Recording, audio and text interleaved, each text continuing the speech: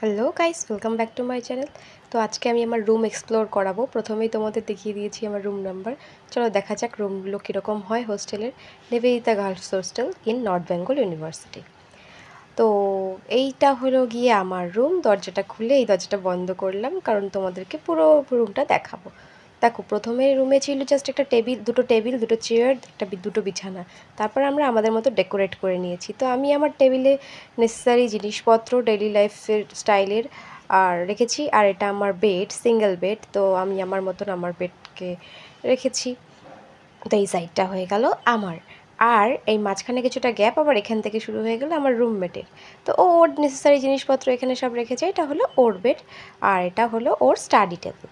তো যার যার পড়াশুনোর ক্ষেত্রে যেগুলো লাগাতে হয় রুমের ঠিক সেরকমই লাগানো। তো এটা হলো স্টাডি টেবিল। আর রুম থেকে বেশ সুন্দর যে যার মতো ঠাকুরের ছবি রেখেছে, আমিও রেখেছি, ও রেখেছে। আর এখান থেকে বেশ ওইটা হলো আবার আর একটা হোস্টেল, ওটা সরোজিনী হোস্টেল, গার্লস হোস্টেল। তো রুম থেকে বেশ সুন্দর ভিউ দেখা যায়।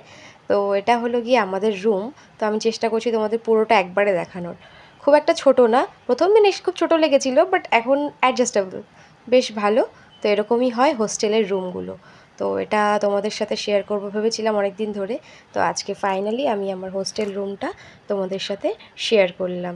তো এটা হচ্ছে কি আমাদের রুম। অ্যাকচুয়ালি রুম তো এরকমই থাকে, যে যার মতো ডেকোরেশন করে নেবে যতটা সুন্দর যে পারে। তো আমাদের এভাবেই চলছে।